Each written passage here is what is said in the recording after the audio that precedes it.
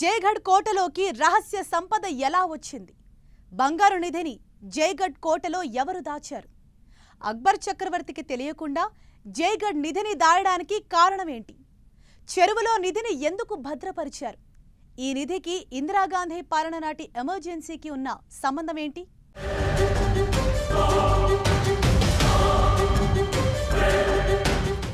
జైగఢ్ కోటలోకి విలువైన సంపద ఎలా వచ్చింది? అంతులేని సంపదను కోటలోకి తీసుకొచ్చిందెవరు?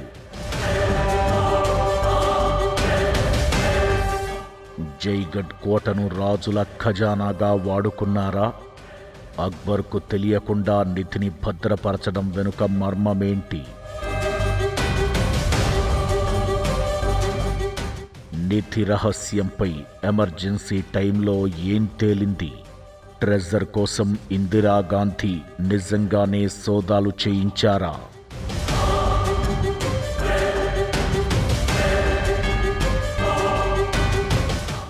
జైగఢ్ కోట రహస్యం తెలియాలంటే అంతకంటే ముందు ఆ రాచరిక పాలన గురించి, అప్పుడు జరిగిన సంఘటనల గురించి తెలియాలి.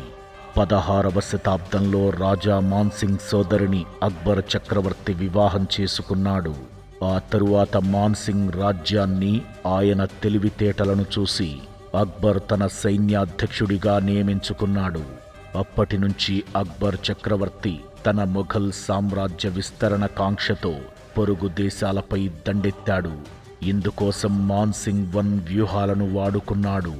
ముఖ్యంగా ఆఫ్ఘనిస్తాన్పై దండెత్తి అక్కడి చిన్న చిన్న రాజ్యాలను ఆక్రమించుకున్నాడు.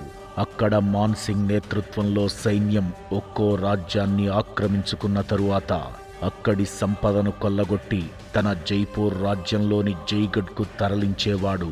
అయితే సంపదను తరలించిన విషయం మాత్రం చివరి వరకు అక్బర్కు కూడా తెలియకుండా జాగ్రత్త పడ్డాడు మాన్సింగ్ వన్. అలా ఆఫ్ఘనిస్తాన్ నుంచి కొల్లగొట్టిన సంపదనంతా జైపూర్కు తరలించి అక్కడి కోటల్లో రహస్యంగా భద్రపరిచాడని చెబుతారు. అలా పోగైన సంపద విలువ ఆ రోజుల్లోనే 5,000 కోట్ల రూపాయలు ఉంటుందని అంచనా. ఇప్పుడా నిధి విలువ లక్షల కోట్ల రూపాయలు ఉంటుందని చరిత్రకారులు అంచనా వేస్తున్నారు.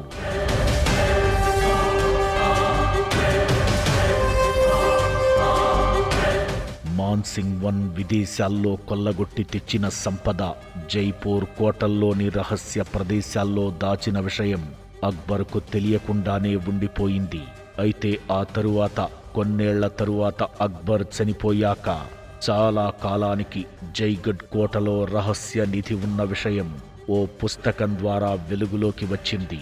హప్తు తిలస్మతి అంబేరి పేరుతో రాసిన ఆ పుస్తకంలో మాన్సింగ్ వన్ పాలనా కాలంలోని ముఖ్య ఘట్టాలతో పాటు జైగఢ్ కోటలో రహస్య నిధి గురించి కూడా రాశారు. అప్పుడే రహస్య నిధి గురించి వెలుగులోకి వచ్చింది.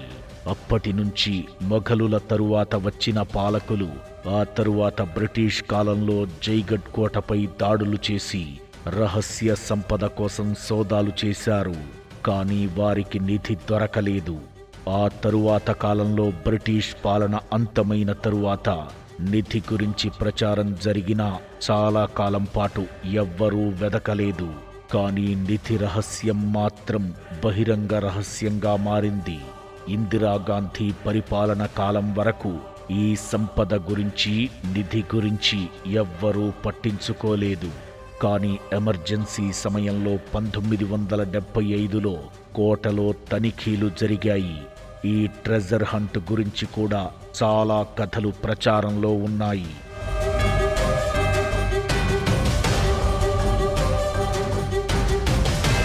జైపూర్ రాజు రాజా మాన్సింగ్ వన్ తరువాత మనకు స్వాతంత్ర్యం వచ్చే సమయానికి రాజా మాన్సింగ్ టూ జైపూర్ కోటకు రాజాగా ఉన్నాడు. ఆయన సమయంలోనే ఇందిరాగాంధీ రాచరిక వ్యవస్థను రద్దు చేస్తున్నట్టు, వారికి ఇచ్చే పరిహారాన్ని కూడా నిలిపేస్తున్నట్టు ప్రకటించారు. అయితే రాజా మాన్సింగ్ టూ భార్య గాయత్రీదేవికి ఇందిరాగాంధీకి పాత పరిచయాలున్నాయి. ఇందిరాగాంధీ పశ్చిమ బెంగాల్లోని శాంతినికేతన్లో చదువుకున్న సమయంలో గాయత్రీదేవి కూడా అక్కడ చదువుకుంది. గాయత్రీదేవి అప్పటి బెంగాల్ రాజ్యంలోని కూచ్ బిహార్ రాజ్యానికి రాజైన జితేంద్ర నారాయణ్ కూతురు. అలా ఇందిరాగాంధీ, గాయత్రీదేవి ఒకే పాఠశాలలో చదువుకున్నా వారి మధ్య సత్సంబంధాలు మాత్రం లేవు. అయితే రాచరిక పాలన అంతమయ్యాక ప్రజాస్వామ్య ప్రభుత్వంలో ఇందిరాగాంధీ ప్రధాని అయ్యారు. అంతకు ముందే గాయత్రీదేవి 1962లో జరిగిన లోక్సభ ఎన్నికల్లో రాజగోపాలాచారి ఏర్పాటు చేసిన స్వతంత్ర పార్టీ తరపున పోటీ చేసి కాంగ్రెస్ అభ్యర్థిపై వరల్డ్ రికార్డు మెజారిటీతో విజయం సాధించి అప్పట్లోనే రికార్డు సృష్టించారు. అలా పార్టీల పరంగా ఇందిరాగాంధీకి, జైగఢ్ రాణి గాయత్రీదేవికి మధ్య విభేదాలున్నాయి. అలా ఓవైపు రాణి గాయత్రీదేవికి రాచరికపు దర్పం, మరోవైపు ప్రజాస్వామ్యంలో ప్రజల అండదండలు ఇందిరాగాంధీకి నచ్చలేదు. అందుకే ఆమె 1971లో 26వ రాజ్యాంగ సవరణ ద్వారా సంస్థానాలు రాజులకు ఇచ్చే పరిహారానికి స్వస్తి పలికారు. ఈ నిర్ణయం ద్వారా గాయత్రీదేవిని కట్టడి చెయ్యాలనుకున్నారు.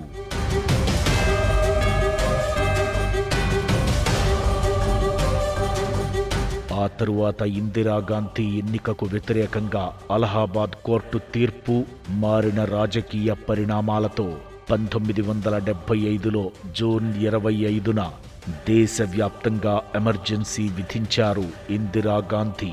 ప్రభుత్వానికి వ్యతిరేకంగా విమర్శలు చేసినా, మాట్లాడినా ఆమె జైల్లో పెట్టించారు.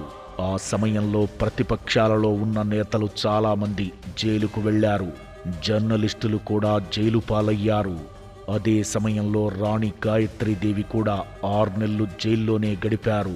సరిగ్గా ఇదే సమయంలో ఇందిరాగాంధీ జైగఢ్ కోటలోని సంపదను వెలికితీసిందని, ఇందుకోసం పెద్ద ఎత్తున సైన్యాన్ని ఉపయోగించారని చెబుతారు. ఎమర్జెన్సీ సమయంలో హద్దు అదుపు లేకుండా చెలరేగిపోయిన ఇందిరాగాంధీ కొడుకు సంజయ్ గాంధీతో కలిసి నియంతృత్వ పాలన సాగించారు. అదే సమయంలో ఈ కోటలోని నిధి రహస్యం కూడా తేల్చాలని డిసైడ్ అయ్యారు. 1976 జూన్ 10న జైగఢ్ కోట మీదకి సైన్యాన్ని పంపి అక్కడ కర్ఫ్యూ లాంటి వాతావరణాన్ని సృష్టించి కోట లోపలికి వెళ్లారు. ఆర్మీ, ఇన్కమ్ ట్యాక్స్తో పాటు స్థానిక పోలీసు అధికారులు కలిసి మూకుమ్మడిగా తనిఖీలు చేశారు. అణువణువు జల్లెడ పట్టారు. 3 రోజుల పాటు కోట పరిసరాల్లో రాకపోకలు నిలిపేసి అక్కడి చెరువులోని రహస్య గదుల్లో తనిఖీలు చేశారు. ఆ సమయంలో బంగారు రాజముద్రిక, కొంత వెండి మాత్రమే దొరికినట్టుగా చెబుతారు. కానీ 3 రోజుల అన్వేషణలో వెలికితీసిన బంగారాన్ని మిలిటరీ ట్రక్కుల్లో ఢిల్లీకి తరలించారని, ఆ తరువాత ఆ సంపదనంతా 2 ప్రత్యేక విమానాల్లో స్విట్జర్లాండ్ తరలించారని చెబుతారు. కానీ వీటికి ఎలాంటి ఆధారాలు లేవు. పత్రికలను పూర్తిగా కట్టడి చేయడంతో దీని గురించి ఎలాంటి వార్తలు బయటకు రాలేదు. అసలు అక్కడ నిధి దొరికిందా, లేదంటే ఒట్టి చేతులతోనే సైన్యం వెళ్ళిపోయిందా అనేది మాత్రం ఎవరికీ తెలియదు. అది ఇప్పటికీ మిస్టరీగానే మిగిలిపోయింది.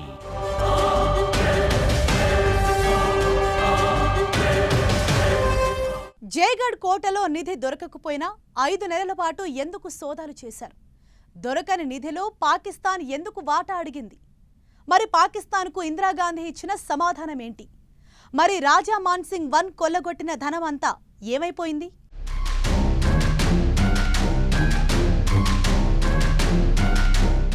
ఎమర్జెన్సీ సమయంలో జైగఢ్ కోటలో ట్రెజర్ హంట్. 5 నెలల తరువాత సోదాలు నిలిపెయ్యాలని ఆదేశాలు. ఆ 5 నెలల కాలంలో కోటలో ఏం జరిగింది? నిధి రహస్యం రాణి గాయత్రీదేవికి కూడా తెలుసా? నిధిలో వాటా కోరిన పాకిస్తాన్కు ఇందిరాగాంధీ ఏం చెప్పింది?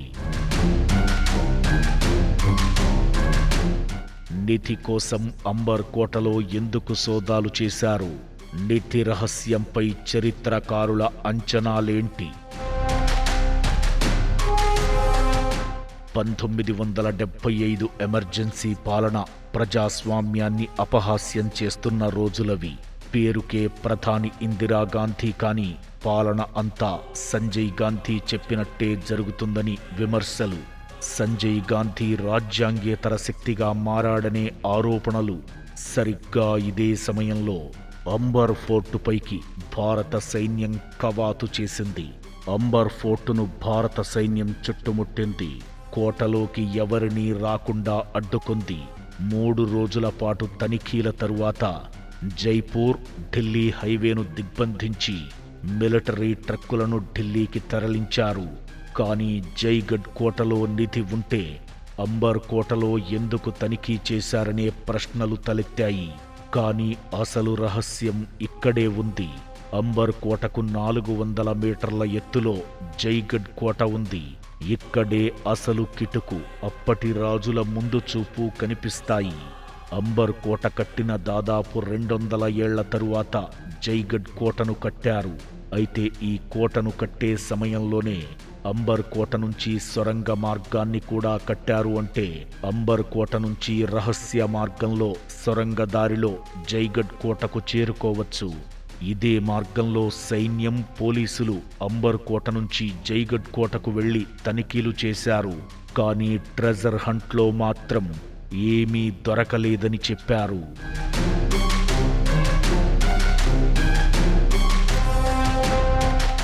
ఇందిరాగాంధీ కూడా ఆ తరువాత కాలంలో జైగఢ్ కోటలోని నిధి గురించి ఎలాంటి ప్రకటన చెయ్యలేదు.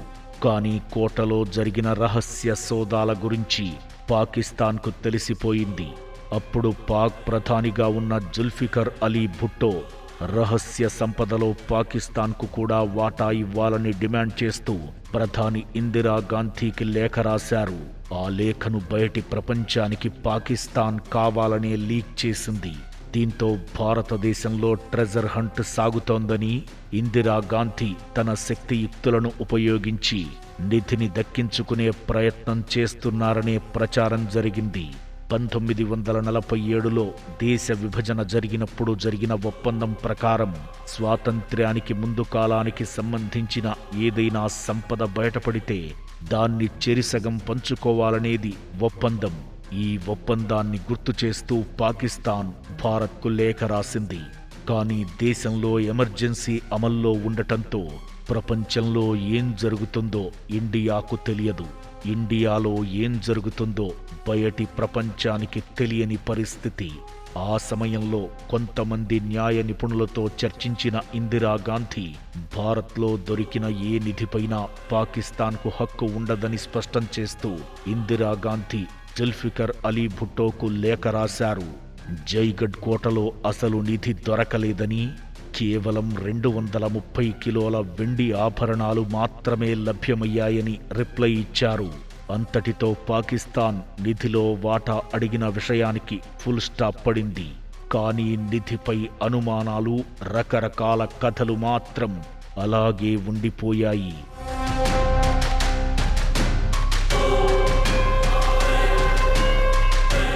ఇక్కడే చాలా ప్రశ్నలు ఉదయిస్తున్నాయి.